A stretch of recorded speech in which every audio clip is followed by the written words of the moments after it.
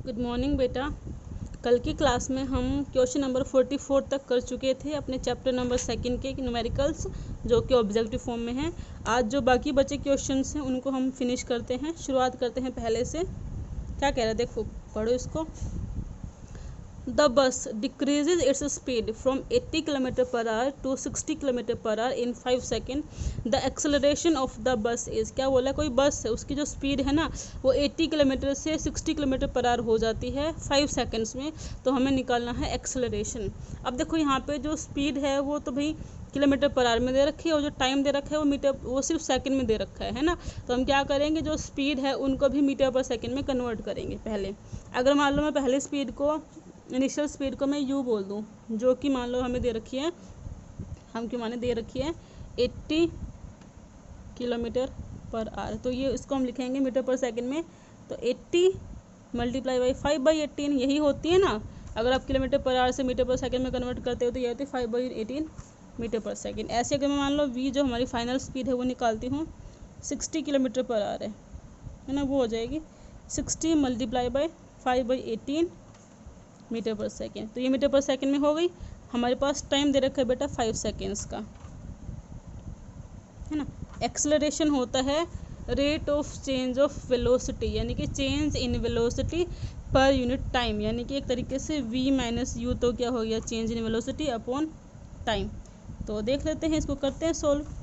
v कितनी है 60 multiply by 5/18 minus, ये कट जाएगा, थोड़ा इजी हो जाएगा इसलिए मैं इसको मल्टीप्लाई नहीं कर रही हूँ। और ये 80 मल्टीप्लाई बाई 5/18 अपॉन टाइम कितना बेटा 5 सेकेंड है। तो 5 सेकेंड जो ये है इसको निकाल लेते हैं, 5/18 को बाहर, दोनों में से क्या बचा 60 माइनस 20 अपॉन 5, है ना।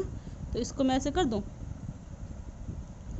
5/18 मल्टीप्लाई बाई 60 माइनस 80, माइनस के 20 आ जाएगा ना, और मल्टीप्लाई बाई ये 5/1 है, ऊपर जाके 1/5 हो जाएगा, इससे ये कट जाएगा -20 अपॉन 18, है ना।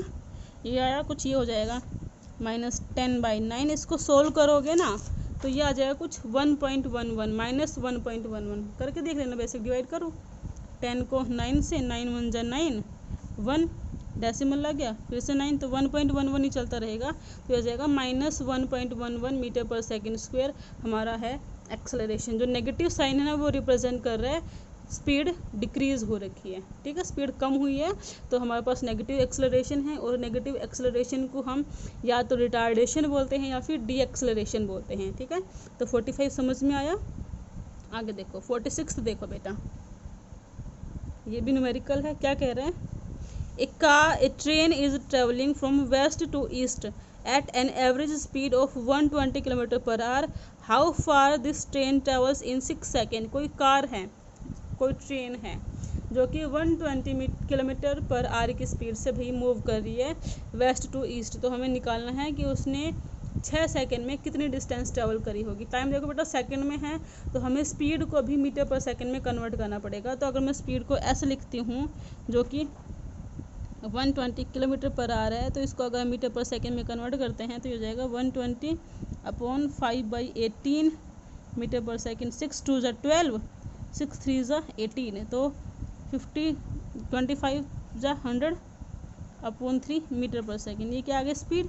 टाइम दे रखा है कितना बेटा 6 सेकेंड का, है ना। टाइम दे रखा है हमें 6 सेकेंड का, तो टाइम है अपने पास 6 सेकेंड। तो अगर मैं देखूँ स्पीड होती है डिस्टेंस अपॉन टाइम, तो डिस्टेंस हो जाएगी ना बेटा speed multiply by time. Speed कितनी है 100 अपॉन 3, टाइम कितना है 6 सेकेंड, है ना। 3 1 जा 3, 3 2 जा 6, 100 की 2 से करेंगे 200 मीटर, यानी कि वो 120 km/h की स्पीड से चलते हुए 6 सेकेंड में 200 मीटर डिस्टेंस ट्रैवल कर लेगा, ठीक है। तो इसका आ जाएगा ऑप्शन नंबर सी, ठीक है। 47 देखो क्या कह रहा है। A man walks on a straight road from his home to market 2.5 kilometre away with the speed of 5 km/h. Finding the market closed, he instantly turns and walks back home with the speed of 7.5 km per hour. The average speed of the man over the interval of time 0 to 40 minute is equal to। क्या बोला, कोई इंसान, कोई आदमी है ना, वो अपने घर से मार्केट गया जो कि 2.5 किलोमीटर अवे है with the speed of 5 kilometre per hour. उसने वहाँ पे जाके देखा कि जो मार्केट है वो तो बंद है, वो जबकि जब मुड़ लिया वहाँ से अपने घर को आने के लिए, स्पीड उसने अपनी रखी है 7.5 किलोमीटर पर आवर। तो आपको बताना है कि जो उसका एवरेज स्पीड है वो कितना होगा अगर उसको पूरी जर्नी में 40 मिनट लगे होंगे, तो 0 से 40 मिनट लगे होंगे। अब देखो यहाँ पे ये फिक्स नहीं है कि उसने घर आते टाइम सेम वही रास्ता फॉलो करा होगा, ठीक है, तो हमें उसके लिए अलग से डिस्टेंस निकालनी पड़ेगी। तो करते हैं अपना क्वेश्चन। देखो पहले हमें दे रखा है स्पीड दे रखी है 5 किलोमीटर पर आवर, है ना, डिस्टेंस दे रखी है 2.5 किलोमीटर। तो हम निकालते हैं कि 5 किलोमीटर पर आवर की स्पीड से जाते हुए ऑब्जेक्ट ने, उस आदमी ने कितना टाइम लिया होगा 2.5 किलोमीटर डिस्टेंस को ट्रेवल करने में। तो हमें पता है टाइम हो जाएगा स्पीड अपॉन डिस्टेंस, नहीं, स्पीड होती है डिस्टेंस अपॉन टाइम, तो टाइम हो जाएगा डिस्टेंस अपॉन स्पीड। डिस्टेंस कितनी है 2.5, स्पीड कितनी है 5 किलोमीटर पर आवर, है ना। इसको अगर मैं सोल्व करूँ तो 25 अपॉन 10 मल्टीप्लाई बाई 5, 5 1 जा 5, 5 5 जा 25, 5 1 जा 5, 5 2 जा 2, यानी कि 1/2 आवर आ गया, है ना। स्पीड किलोमीटर पर आवर में तो ये 1/2 आवर आया, यानी कि आधा घंटा, जो कि 30 मिनट के बराबर होगा, है ना। यानी कि जो हमारी S1 डिस्टेंस है वो तो है 2.5 किलोमीटर, उसके लिए जो T1 टाइम लगा है वो लगा 30 मिनट, है ना। अब अगर हम यहाँ पर देखें तो जब अगली बार वो आते टाइम, अब देखो कितना टाइम बचा, टोटल टाइम लिया 40 मिनट का, है ना। वो 10, उसके बाद उसने 30 मिनट तो जाने में लगा दिए, यानी कि वो आ तो गया बस 10 मिनट में, है ना। यानी कि हमारे पास T2 कितना है 10 मिनट है, वेलोसिटी V2 दे रखी है 7.5 किलोमीटर पर आवर। तो हम यहाँ से S2 यानी कि कितनी डिस्टेंस उसने ट्रैवल करी होगी वो निकाल सकते हैं। तो अगर मैं निकालूँ S जो कि होती है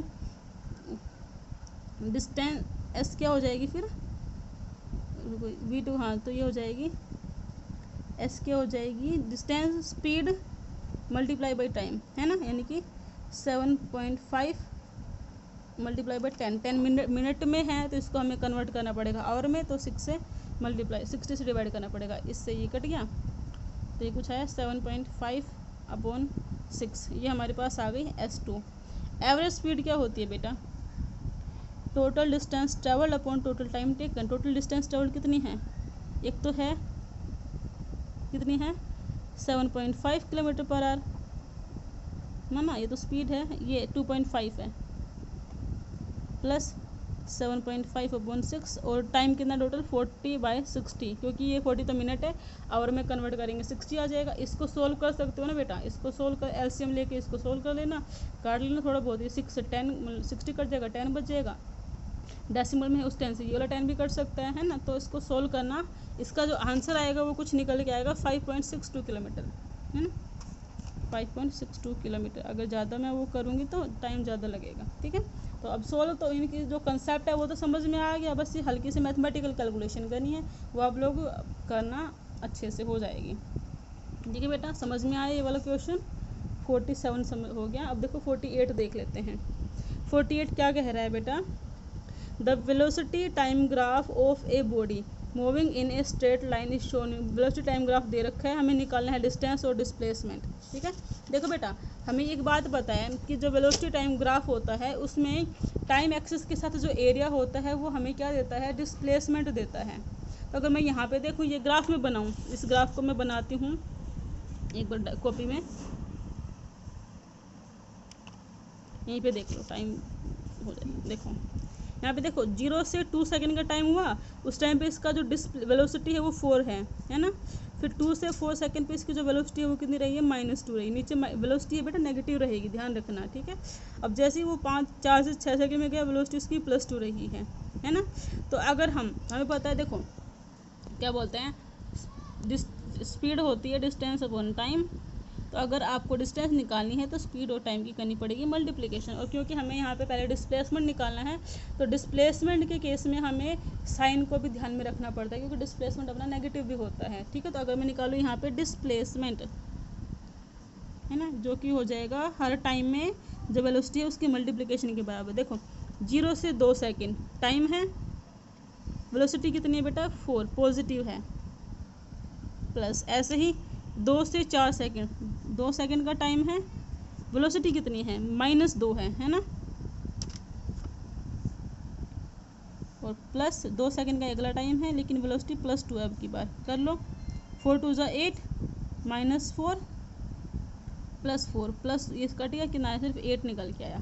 उसके बाद अगर हमें निकालनी है डिस्टेंस, तो बेटा डिस्टेंस के केस में हम जो साइन है उसका ध्यान नहीं देते हैं तो सारे पॉजिटिव हो जाएंगे। तो ये सिर्फ 8 + 4 आ जाएगा, 8 + 8 16 आ जाएगा। तो क्या जाएगा ये इसका ये वाला आंसर हो जाएगा। 8 मीटर तो अपना डिस्प्लेसमेंट है और 16 मीटर डिस्टेंस है। ठीक है, आगे देखो, ए ship is moving at a speed of 56 km/h. 1 second later its speed is 58 km/h. What is its acceleration? अब acceleration क्या होता है भाई, rate of change of velocity। अब देखो जो ऑप्शंस हैं वो km/h में हैं लेकिन टाइम अपना सेकंड में है, तो हम क्या करेंगे टाइम को आवर में कन्वर्ट कर देंगे। ठीक है, टाइम को आवर में कन्वर्ट कर देंगे। स्पीड अपने पास पहले से ही आवर में है, ये फाइनल स्पीड है, ये इनिशियल स्पीड है, तो 58 km/h - 56 km/h upon 1 second. 1 second को आवर में कन्वर्ट करना। ये न्यूमेरिकल बेटा आपका मैं होमवर्क के तौर पे दे रही हूँ, ये आपको खुद करना है। ठीक है, नहीं आता है तो कोई आपके फैमिली में जो बड़ा है उससे हेल्प लीजिए, तो ये आपको होमवर्क करना है। ठीक है, क्योंकि खुद भी करोगे तो ही थोड़े बहुत हो पाएंगे ऐसा जो, क्योंकि एक्सेलरेशन वाला हमने एक न्यूमेरिकल करा है खुद, है ना। तो ये आप ट्राई करना, आपके घर में कोई है बड़ा भाई बहन आपका, उससे आप हेल्प लीजिए। फिर भी नहीं होता है तो आप मेरे पास फ़ोन करके पूछिए या फिर कमेंट बॉक्स में लिख देना, मैं कोई मतलब नेक्स्ट वीडियो में इसका सॉल्यूशन करवा दूँगी। ठीक है, 50 देखो क्या कह रहे हैं, the figure shows the displacement time graph of A particle moving along A x axis. के जो आगे हमें फिगर दे रखा है ना, वो हमें क्या देता है,